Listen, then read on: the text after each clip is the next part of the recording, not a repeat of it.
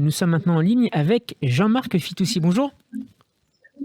Bonjour Monsieur Nadia. Merci d'être avec nous. Vous êtes directeur du groupe scolaire Progress et vous dénoncez aujourd'hui, Jean-Marc Fitoussi, sur notre antenne, le sort de vos étudiants comme de tous ceux inscrits dans une école privée hors contrat et qui se préparent à passer leur baccalauréat dans les prochaines semaines. Dans quelles conditions vont-ils le faire ?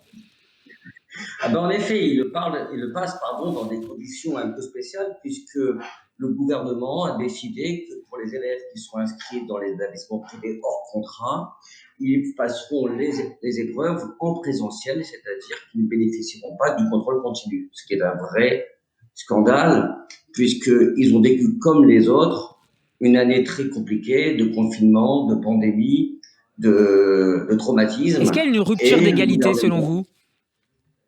C'est évident. C'est une rupture d'égalité pour au moins trois raisons. La première, c'est que ce sont des élèves qui passent le bac et qui ont vécu la même chose que les autres qui sont dans le privé sous contrat ou alors dans le public. La deuxième rupture d'égalité, c'est de considérer que lorsqu'on vient du hors contrat, nous avons un statut qui est, on va dire, marginal et que nous avons donc de la part du gouvernement une forme de dénigrement de nos élèves. Le troisième point que j'aimerais évoquer, c'est que Monsieur Macron a dit que nous étions en guerre, et quand on est en guerre, on ne prend pas les élèves peut-être les plus fragiles pour les mettre au front. Au contraire, on les protège. La bienveillance, le pacte républicain, c'est de protéger n'importe quel élève, quelle que soit son origine, quel que soit l'endroit où il apprend. Comment se justifie justement le ministère de l'Éducation de ne pas permettre à ces élèves inscrits dans des écoles privées hors contrat de passer, comme les autres enfants, élèves plutôt, le bac en contrôle continu ? Alors, son argumentation est maigre et paradoxale. L'année dernière, ils avaient accepté, alors qu'il n'y avait eu que 2 mois de confinement, que nos élèves passent le bac en contrôle continu. Cette année, ils disent de manière paradoxale qu'ils ne peuvent pas contrôler les notes puisque les professeurs ne sont pas des professeurs de l'éducation nationale. Par conséquent, ils n'ont pas, entre guillemets, la main sur notre pédagogie. Ce qui est un peu faux car depuis 2 ans, la loi Gatel, qui est une loi qui a été votée en janvier 2018, impose une inspection régulière de la part du rectorat.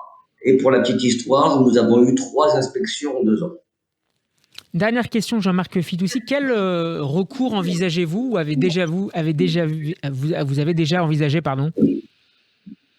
Alors, on a fait un référé auprès du Conseil d'État qui a été rejeté parce qu'il n'a pas pris en compte le contexte sanitaire.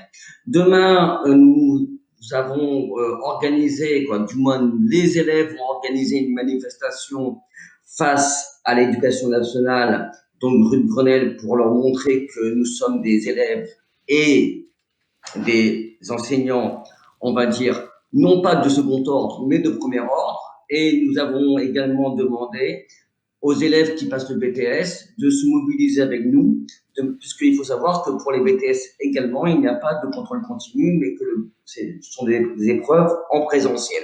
Donc, prochaine étape, une mobilisation. On espère que le président va réagir parce que apparemment, M. Blanquer, actuellement, semble ne pas vouloir modifier sa position. Il en fait un principe, mais on ne relâche pas et on va faire en sorte que nos élèves, ceux qui sont les plus fragiles, peuvent avoir le bac en contrôle continu comme les autres. Et on suivra ce combat avec vous. Merci beaucoup Jean-Marc Fitoussi. Je rappelle que vous êtes directeur du groupe scolaire Progress. À très bientôt.